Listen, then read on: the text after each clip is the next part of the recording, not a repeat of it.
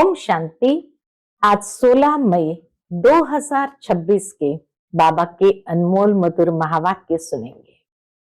आज की बाबा की मुरली में बाबा हम बच्चों को बेहद का वैराग्य दिलाते हैं। बाबा कहते हैं, अब बहुत गई थोड़ी रही, थोड़ी की भी थोड़ी बची है। तो अब हम बच्चों को विशेष अतीन्द्रिय सुख का अनुभव करते रहना है और ये अनुभव करने के लिए बाबा कहते हैं संपूर्ण देही अभिमानी बनना पड़े। देह अभिमान बिल्कुल टूटा हुआ हो। बाबा ने आज युक्ति बताई है देह अभिमान को तोड़ने की। बाबा कहे 108 चक्की वाला कपड़ा पहन करके भी तुम रह सकते हो, क्योंकि तभी देह अभिमान टूटेगा। देही अभिमानी बनना है, अर्थात निरंतर ये स्मृति रहे कि मैं ये देह नहीं हूं, मैं चैतन्य शक्ति आत्मा हूं। और देही अभिमानी होने से ही बाप की याद बहुत अच्छे से रहेगी। तो सुनते हैं आज के बाबा के अनमोल मधुर महावाक्य। ओम शांति। मीठे बच्चे, सदैव याद रखो, बहुत गई थोड़ी रही, अब तो घर चलना है। इस छेछी शरीर और दुनिया को भूल जाना है। आज की मुरली से प्रश्न है, कौन सा नशा निरंतर रहे तो स्थिति बड़ी फर्स्ट क्लास होगी? उत्तर है, निरंतर नशा रहे कि मिरुआ मौत, मलुक का शिकार। हम मलुक कहा है यहाँ फरिश्ता, तो हम मलुक बन अपने माशूक के साथ घर जाएंगे। बाकी सब खलास होना है। अब हम इस पुरानी खाल को छोड़ नई लेंगे। ये ज्ञान सारा दिन बुद्धि में टपकता रहे तो अपार खुशी रहेगी और स्थिति फर्स्ट क्लास बन जाएगी। आज की मुरली से पहले गीत बजा है, ये कौन आज आया सवेरे सवेरे। ओम शांति। ये किसने कहा? बच्चों ने। कौन आज आया सवेरे सवेरे, ये किसने कहा? बच्चों ने। अति इंद्रिय सुखमय जीवन में आकर कहते हैं। बच्चे भी जब अतीन्द्रिय सुखमय जीवन में आ जाते तब ये कहते हैं बेहद का बाप आया हुआ है। इसलिए इस पतित दुनिया को बदल पावन दुनिया बनाने। पावन दुनिया कितनी बड़ी होगी? पतित दुनिया कितनी बड़ी है, यह तुम बच्चों की बुद्धि में आना चाहिए। यहाँ कितने करोड़ों मनुष्य है, इनको पतित भ्रष्टाचारी दुनिया कहते हैं। मीठे मीठे बच्चों को दिल में आना चाहिए। क्या आना चाहिए? हमारी नई दुनिया कितनी छोटी होगी, हम कैसे राज्य करेंगे। हमारे भारत जैसा कोई देश हो नहीं सकता, ये कोई नहीं समझते। भारत स्वर्ग था, उन जैसा कोई देश हो नहीं सकता। भारत जैसा कोई देश हो नहीं सकता। तुमको ये समझ में आता है? ये भारत तो अब कोई काम का नहीं है। कलियुगी अंतिम समय में तो कोई काम का नहीं है। भारत स्वर्ग था, अब नहीं है। ये किसको याद नहीं आता? बाबा कहते यह किसको याद नहीं आता? हमारा भारत सबसे ऊंच है, सबसे प्राचीन है। तुम बच्चों की बुद्धि में आता है, लेकिन सो भी नंबरवार पुरुषार्थ अनुसार सबकी बुद्धि में एक जैसा नहीं आता। इतनी खुशी, इतना रिगार्ड रहता है। बाबा कहते भारत के प्रति भी इतनी खुशी, इतना रिगार्ड रहता है। बेहद का बाप आया हुआ है, कल्प कल्प आते हैं। माया रावण ने हमारा राज्य भाग्य छीन लिया। वह हम आत्माओं को फिर से अपना राज्य भाग्य बाबा आकर देते हैं। ऐसे नहीं कि कोई लड़ाई से छीना गया है, नहीं, रावण राज्य में हमारी मत भ्रष्टाचारी हो जाती है। श्रेष्ठाचारी से हम भ्रष्टाचारी बन जाते हैं। दुनिया देखो कितनी बढ़ गई है। हमारा भारत देश कितना छोटा था, स्वर्ग में कितने सुखी रहेंगे, हीरे जवाहरत के महल होंगे, वहां रावण होता नहीं। तुम बच्चों की बुद्धि में खुशी होनी चाहिए, अतीन्द्रिय सुख रहना चाहिए। बाबा कहे, इतना सुंदर भारत का मालिक मैं तुम्हें बनाता हूं, तो तुम्हें कितनी खुशी होनी चाहिए, अतीन्द्रिय सुख रहना चाहिए। बाप कहते हैं, देही अभिमानी बनो। अतीन्द्रिय सुख का अनुभव करने के लिए देही अभिमानी बनो। देह का भान तोड़ने के लिए बाबा ने कहा था, 108 चत्तियों वाला कपड़ा पहनो।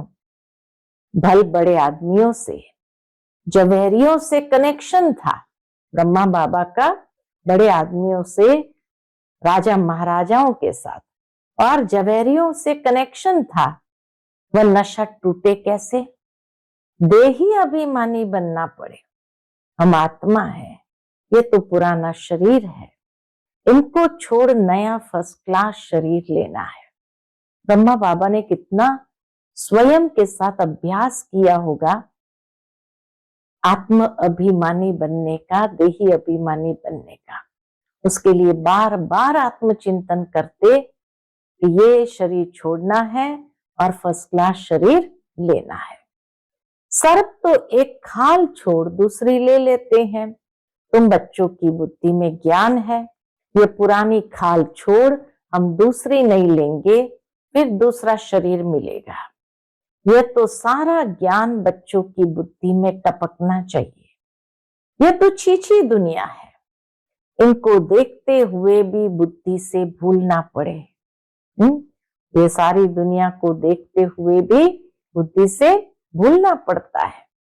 हम यात्रा पर जा रहे हैं, हमारी बुद्धि का योग घर तरफ जा रहा है।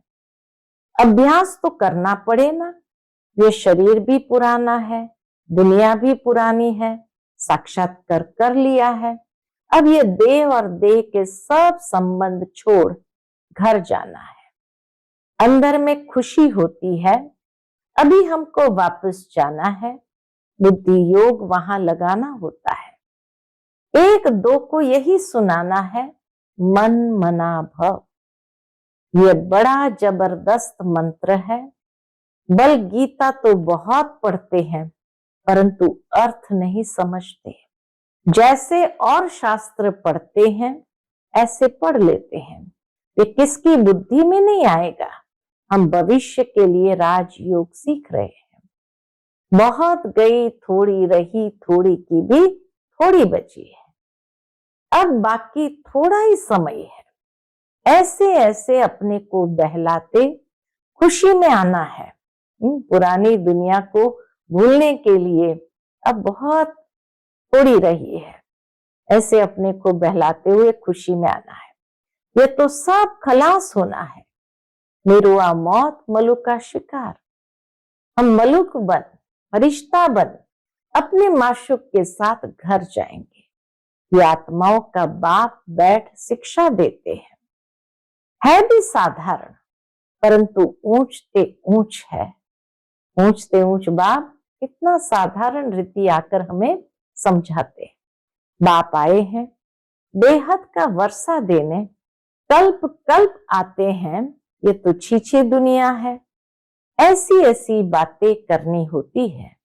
इसको कहा जाता है विचार सागर मंथन। ये शास्त्र आदि तो जन्म जन्मांतर पड़े हैं। हम भारतवासियों ने जितने जप तप आदि किए हैं उतना और कोई ने नहीं किया है। जितना जप तप हम भारतवासियों ने किया है उतना किसी और ने नहीं किया है। जो पहले पहले आए होंगे उन्होंने ही भक्ति की है, पहली पहली भक्ति भी आरंभ की है, और वही ज्ञान योग में भी तीखे जाएंगे। क्योंकि उनको फिर पहले नंबर में आना है। देखते हो, कोई कोई तो बहुत अच्छा पुरुषार्थ करते हैं। तुम बच्चे जो इस रूहानी सर्विस में लगे हो, उनके लिए तो बहुत अच्छा है। सचमुच भट्ठी में बैठे हैं, वह संबंध अटूट हुआ है, और जो गृहस्थ व्यवहार में रहते हैं वह सुनते सुनाते हैं तो पुरानों से भी तीखे जा रहे हैं। देखा जाता है नए आने वाले बहुत तीखे जाते हैं। तुम लिस्ट निकालेंगे तो मालूम पड़ जाएगा। पहले पहले तुम्हारी माला बनाते थे, ब्रह्मा बाबा बैठ माला बनाते थे। फिर देखा कि कितने अच्छे अच्छे बच्चे 3-4 नंबर वाले भी निकल गए, एकदम जाए प्रजा में पड़े। अब तुम्हारी स्टूडेंट लाइफ है, गृहस्थ व्यवहार में रहते साथ साथ ये कोर्स पढ़ते हो। बहुत बच्चे डबल कोर्स उठाते हैं, घर गृहस्थ में भी रहते हैं और ये कोर्स भी उठाते हैं, लिफ्ट मिलती है। तुम्हारा कोर्स है गृहस्थ व्यवहार में रहते ये पढ़ना। इसमें भी कन्याएं बड़ी तीखी जानी चाहिए। कन्याओं के कारण कन्हैया व गोपाल नाम भी गाया हुआ है तो गोप भी, क्योंकि प्रवृत्ति मार्ग है ना, है तो गोप भी, लेकिन कन्याओं का कन्हैया या गोपिकाओं का गोपाल। तो बाबा कहते हैं है तो गोप भी, क्योंकि प्रवृत्ति मार्ग है ना। तुम सतयुग में देवी देवता धर्म के थे, ये लक्ष्मी नारायण प्रवृत्ति मार्ग में राज्य करते थे। ये तुम्हारी बुद्धि में टपकना चाहिए कि हम क्या बनते हैं। देवताएं कितने फर्स्ट क्लास है, उन्हों के आगे जाकर महिमा गाते हैं। आप सर्व गुण संपन्न, 16 कला संपूर्ण, हम पापी कपटी है, हम निर्गुण हारे में कोई गुण नहीं। अब इसमें भगवान को तरस नहीं खाना है, वह कृपा नहीं करनी है। जो भगवान के आगे गाते हैं कि हम निर्गुण हारे में कोई गुण ना है, तो इसमें भगवान को तरस नहीं खाना है, वह कृपा नहीं करनी है। वास्तव में तरस व कृपा अपने ऊपर ही करनी होती है। कितनी सुंदर बात बाबा ने कहा, खुद के ऊपर करो, यानी खुद का जीवन ऐसा बनाओ। तुम ही देवता थे, अब क्या बन गए हो, अपने को देखो, फिर पुरुषार्थ कर देवता बनो। शाम से सुंदर बनने के लिए पुरुषार्थ करना पड़ता है। यह तो भक्ति मार्ग में कहते हैं, मरते थे फलाने की कृपा हुई बच गए। मर जाते थे लेकिन फलाने की कृपा हुई बच गए। उनके आशीर्वाद से महात्मा आदि के हाथ पकड़कर कहेंगे आपकी आशीर्वाद चाहिए। यहाँ तो पढ़ाई है, कृपा आदि की बात नहीं। मन मना भव का अर्थ है ना, मन मना भव का अर्थ है ना। मंत्र तो बहुत देते हैं, अनेक प्रकार के हठ योग सिखाते हैं, हर एक की अलग अलग शिक्षा होती है। हठ योग के सैंपल देखने हो तो जयपुर के म्यूजियम में जाकर देखो, वहां हठ योगियों के बहुत सारे पोजेस दिखाए। यहाँ तो कितने आराम से बैठे हो, बुद्धि में है हमको फिर से बाबा राज्य दे रहे हैं। वहां ही अद्वैत देवी देवता धर्म था और कोई धर्म नहीं था। 2 हाथ से ही ताली बजती है। एक धर्म है तो मारा मारी नहीं होती है। अभी है कलयुग, कलयुग पूरा होगा तो भक्ति भी पूरी होगी। अभी तो मनुष्य की वृद्धि कितनी होती रहती है, भारत की धरती नहीं बढ़ती है। धरती तो वही है, बाकी मनुष्य कम जास्ती होते हैं। वहां मनुष्य बहुत कम होंगे, स्वर्ग में मनुष्य बहुत कम होंगे।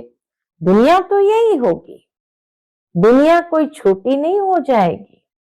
तो तुम बच्चों को बड़ी खुशी रहनी चाहिए। हम योग बल से अपना राज्य स्थापन कर रहे हैं बाप की श्रीमत पर, योग बल से और बाप की श्रीमत पर हम अपना राज्य स्थापन कर रहे हैं। बाप कहते माँ में कम याद करो तो तुम्हारे पाप भस्म होंगे। आत्मा में ही खाद पड़ी हुई है ना, आत्मा में ही खाद पड़ी हुई है ना। सिर्फ कहते हैं सतो रजो तमो, यह नहीं दिखाते कि आत्मा में खाद पड़ती है। कहते हैं प्रकृति के 3 गुण सतो रजो तमो, लेकिन ये खाद आत्मा में पड़ती है ये नहीं कहते हैं। पहले गोल्डन एज थे, प्योर सोना थे, फिर चांदी पड़ती है, उनको सिल्वर एज कहा जाता है। चंद्रवंशी अंग्रेजी अक्षर कितने अच्छे हैं, गोल्डन, सिल्वर, कॉपर, फिर आयरन।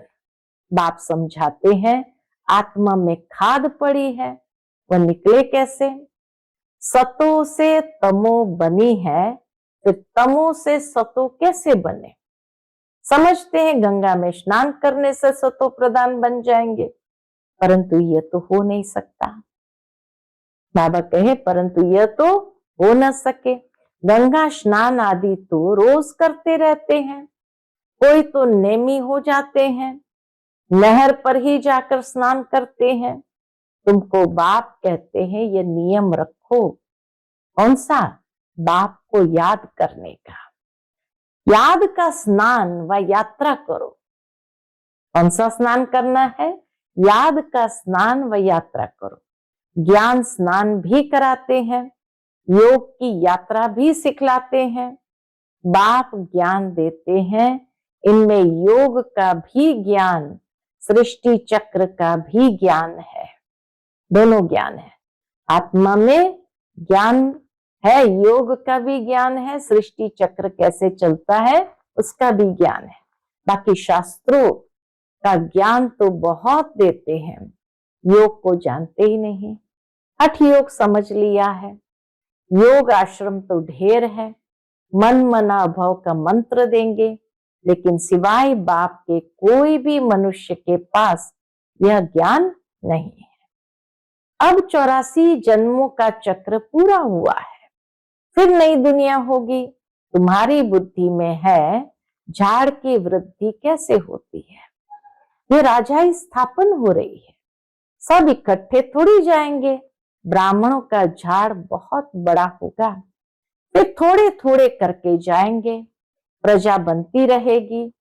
थोड़ा भी कोई ने सुन लिया तो प्रजा में आ जाएंगे, सेंटर्स बहुत वृद्धि को पाएंगे, प्रदर्शनियां ढेर जहां तहां होती रहेगी।